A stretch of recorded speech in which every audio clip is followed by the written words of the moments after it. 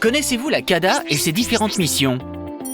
La Commission d'accès aux documents administratifs est une autorité administrative indépendante créée par la loi du 17 juillet 1978. Elle veille au respect du droit d'accès du public aux documents administratifs et aux archives publiques. Elle s'assure également de la bonne réutilisation des informations publiques. Ses missions: 1. Rendre des avis sur le caractère communicable d'un document administratif, lorsqu'un particulier ou une entreprise, et même désormais une administration, a vu sa demande de communication rejetée par l'administration. Par exemple pour une demande de communication d'un permis de construire, de liste électorale ou encore d'un dossier médical.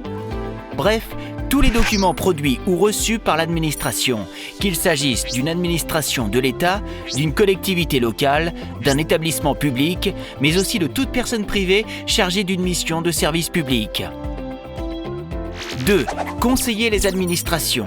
Toute autorité administrative peut demander à la CADA si elle a le droit de communiquer ou de mettre en ligne un document administratif, ou encore sous quelles conditions des informations publiques peuvent être réutilisées. 3. Sanctionner en cas de réutilisation illégale d'informations publiques. La CADA peut à ce titre infliger une amende qui peut aller jusqu'à 5% du chiffre d'affaires d'une entreprise en cas de récidive. Pour bien comprendre le fonctionnement de la CADA, prenons un exemple concret. Caroline et Martin souhaiteraient consulter le permis de construire de leurs voisins auprès de leur mairie, mais celle-ci ne leur répond pas. Après un mois sans réponse, ils décident de faire appel à la CADA pour qu'elle se prononce sur le caractère communicable de ce document. Il est possible de saisir la CADA par courrier, par courriel ou en remplissant un formulaire en ligne. Caroline et Martin choisissent de le faire sur le site web. Ils cliquent sur l'onglet « Saisir la CADA » et remplissent les différents champs correspondant à leur requête. Faire appel à la CADA, c'est gratuit. Voyons comment est instruite la demande de Caroline et Martin. La CADA commence d'abord par examiner si la demande est recevable.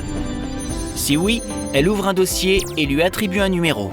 Elle enregistre les différents éléments du dossier et demande à l'administration qui a refusé de communiquer le document de formuler ses observations. Le dossier est alors transmis au rapporteur afin qu'il élabore un projet d'avis, puis au rapporteur général qui est chargé de réviser l'ensemble des projets d'avis et de conseils soumis à la CADA.